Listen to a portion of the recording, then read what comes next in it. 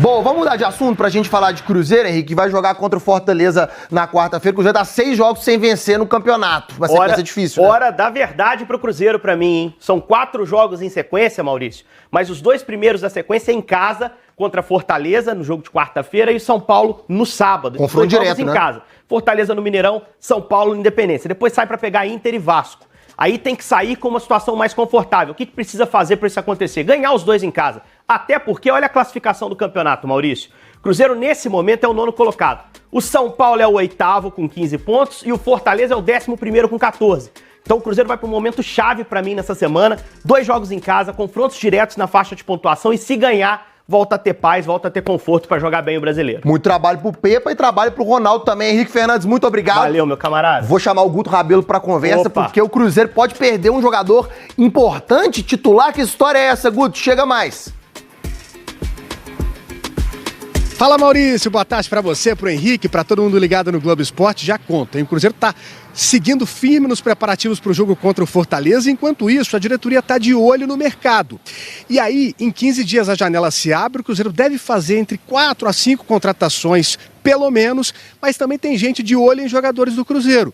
Um deles, lateral esquerdo, Marlon. A imprensa russa divulgou que o Krasnodar da Rússia tem interesse na contratação do jogador de 26 anos. O Marlon tem contrato com o Cruzeiro até o fim de 2025. E de acordo com o Cruzeiro e com o próprio Marlon, não foram procurados ainda, mas de qualquer maneira, como é um jogador que tem atuado muito bem nessa temporada, é bom a gente ficar de olho. Amanhã o Cruzeiro faz o último treino antes do jogo de quarta. Maurício, um abraço. Abraço, Guto, boa tarde pra você, obrigado pelas informações. Vamos com notícias do Cruzeiro. Existe um grande clube na cidade. Rafa Nobre trazendo as quentes do Cabuloso, que se prepara para esse jogo contra o Leão do PC. Pois é, vamos falar um pouquinho do Cruzeiro, que segue essa preparação para o jogo contra o Fortaleza. Foram 6 dias de treinamento, ao todo 10, né? O Cruzeiro pegou 4 de folga desde aquele empate no sábado retrasado contra o Fortaleza, contra o Bahia, 2-2 lá na Arena Fonte Nova. E aí o Cruzeiro teve 4 dias de folga, depois 6 dias de trabalho, na verdade 5, amanhã será o 6º dia, já pensando nesse duelo contra o Fortaleza. 11ª rodada, Cruzeiro 14 pontos, e aí até um assunto pra gente poder tocar aqui, e até vou querer saber de vocês daqui a pouco. Cruzeiro com 14 pontos, tá 4 do G4, 6 do Z4, e aí eu acho que esses 2 jogos que vai fazer em Belo Horizonte, esse primeiro contra o Fortaleza no Mineirão e no sábado seguinte, dia 24, contra o São Paulo no Independência às 9 da noite, acho que vai definir muito desses 2 seguintes que o Cruzeiro vai fazer. Logo faz 2 aqui e sai para viajar Porto Alegre e Rio de Janeiro, Internacional e Vasco. Então os 4 jogos eu acho que vão dizer muito desse recorte. O Lélio fala muito do recorte que faz dentro do Campeonato Brasileiro. Esses 4 acho que pode dizer o que o Cruzeiro vai brigar, que hoje tá numa parte intermediária. Acho que depois desses 4 jogos vai dar pra gente entender um pouquinho do que vai ser o Cruzeiro. Mas enfim, o Cruzeiro encerrou mais um dia de treinamento, então amanhã o Pepa deve definir essa equipe. E aí a gente trouxe no destaque, o torcedor pode estar se perguntando, mas vai mudar? A princípio o Cruzeiro só perde o Jussa, e aí por uma questão contratual, o Jussa tem contrato com o Fortaleza, está emprestado para o Cruzeiro, então não pode, por força de contrato, enfrentar o Fortaleza na quarta-feira. Ele que foi titular no Clássico contra o Atlético e aí tomou o 3º cartão amarelo, ficou fora dessa partida contra o Bahia, fica fora de novo agora por questão contratual. E aí o Cruzeiro pode ter uma mudança no meio campo, isso porque mudou por força desse cartão amarelo do Jussa o jogo contra o Bahia. Quem deu lugar foi o Alisson ao Neto Moura, e aí Neto Moura e Felipe Machado fizeram uma dupla de volantes ali. É difícil a gente cravar hoje quem vai ser o titular desse jogo contra o Fortaleza na quarta-feira. Pode voltar o Alisson, mas pode repetir essa dupla Felipe Machado e Neto Moura, acompanhando o Vital fechando o meio campo ali. E lá no ataque, aquele revezamento que o Pepa anda fazendo, né? O Gilberto e o Dourado, cada um tem nos últimos 10 jogos aí 5 partidas começando, cada um. O Gilberto até começou esse jogo contra o Bahia, até por conhecer também um pouco a Arena Fonte Nova e por ser até pelo Pepa, que o Pepa já disse, é o preferido dele nessa escolha, mas tá alterando até para tentar encontrar um atacante que possa solucionar esse problema de gols do Cruzeiro. Então, para daqui a pouco a gente falar um pouquinho também da sondagem que recebe esses 2 laterais do Cruzeiro, queria saber de vocês, assim, o que vocês acham, se realmente o Pepa deve mudar, deve ser basicamente aquela equipe que enfrentou o Bahia e empatou por 2-2 lá na Arena Fonte Nova, ou acha que o Alisson deve voltar ao meio campo? O que vocês acham? Pra mim, eu escalaria o Alisson. Eu escalaria Felipe Machado, o Alisson e o Vital. Aí na minha escalação, o Stênio ou o Daniel Júnior com o Bruno e mais um atacante que aí joga a camisa pra cima. Porque o Pepa tá tentando o Dourado ou o Gilberto pra ver se um dos dois faz, né? Pra ver se um dos dois sai da seca, né?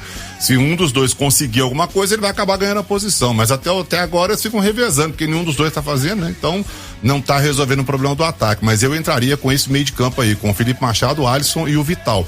E o Bruno Rodrigues com o Daniel Júnior ou o Stênio e mais um atacante lá na frente. Mas não acho que vai ser isso que o Pepa vai fazer, não. Lembrando que o time que enfrentou o Bahia teve Rafael Cabral, William, Oliveira, Castan, Marlon, Felipe Machado, Neto Moura, Vital, Wesley, Bruno Rodrigues e Gilberto.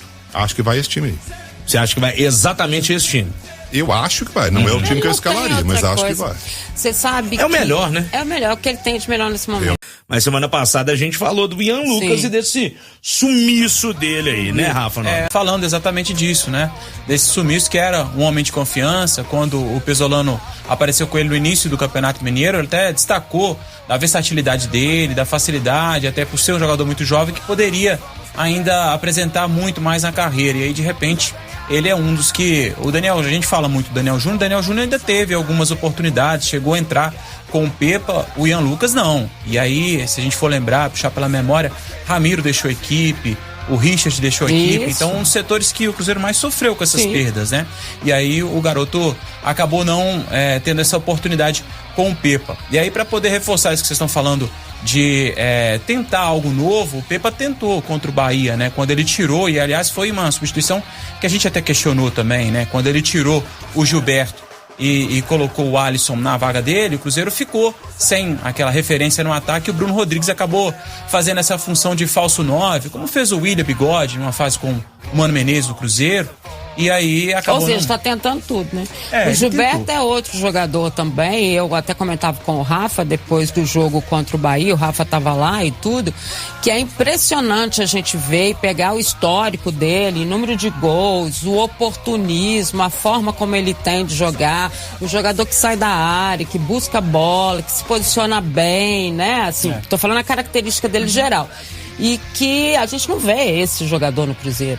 Né? A contratação dele veio em cima disso tudo, mas a gente não consegue ver esse espaço para ele no Cruzeiro. Talvez o posicionamento, talvez a ocupação de espaço, pode ser, mas duvido que o Pepa não esteja pedindo ou acompanhando isso dele como característica do jogador nos treinos do Cruzeiro. Você quer outro jogador que o Cruzeiro investiu pesado nele, que sumiu do mapa? Nicão. Sim, mesmo, né, velho? O Nicão teve uma contusão depois, né? Não voltou mais, já voltou, já tá recuperado. Bom, pelo menos a informação... Só come banco, né? A informação que a gente tem é que ele tá ok pra jogar. Agora, não entra... Aliás, ele nem tem entrado nos jogos, né? Não tem entrado. Ele até, antes dessa segunda oportunidade que teve o Wesley, o Nicão até teve uma pequena sequência, né? E aí depois o Bilu entrou no lugar. Depois o Bilu acabou ocupando espaço que os dois não conseguiram, né? Nem Nicão, nem o Wesley. Bilu faz 15 minutos contra o Santos, né, Rafa?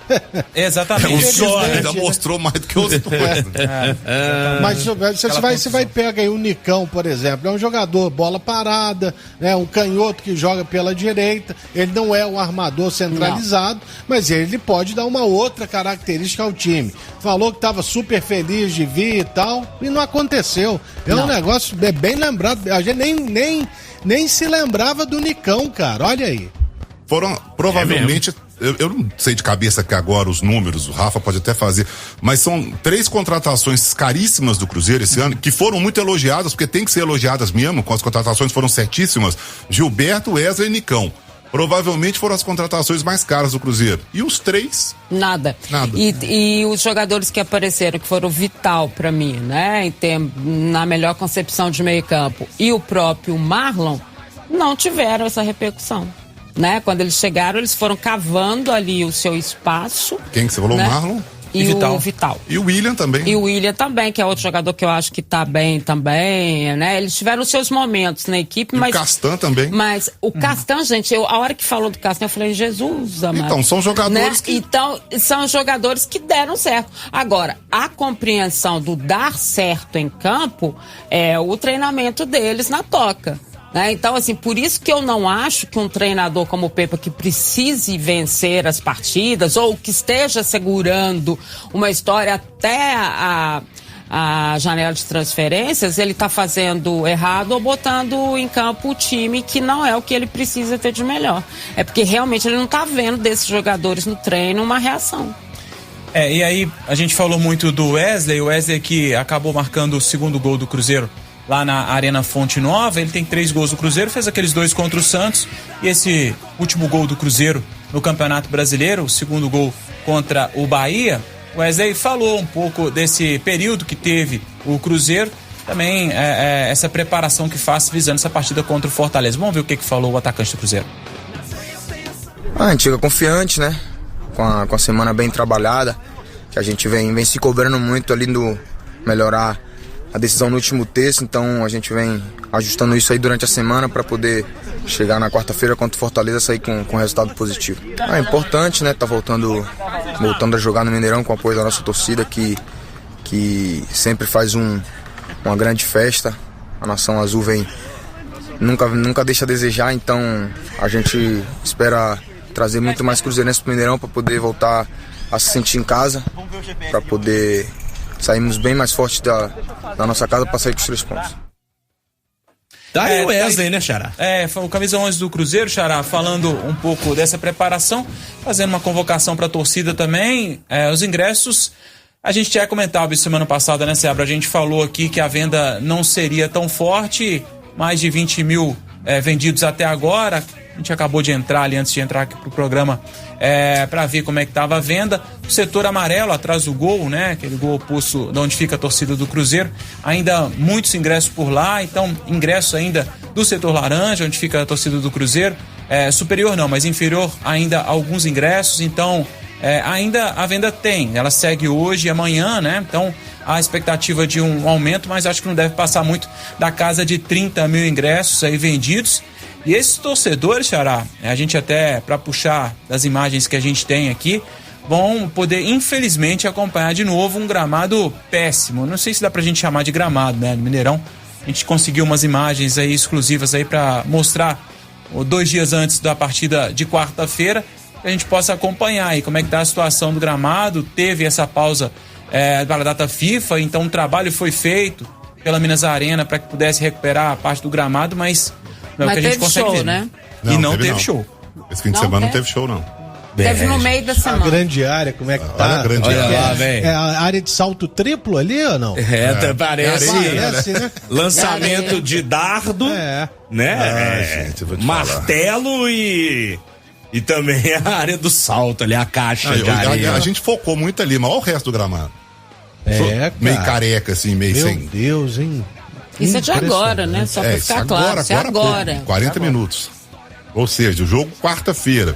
Vai recuperar isso aí do jeito que tá aí, ó, vai estar um tapete pra quarta-feira. Olha que choveu aqui no final de semana, hein? Um pouquinho, mas choveu. Meu Deus do céu. Acho que tem um show agora, né? Depois desse jogo do Cruzeiro, porque até o jogo do Cruzeiro contra São Paulo vai ser no Independência, né? Só um detalhe, Rafa.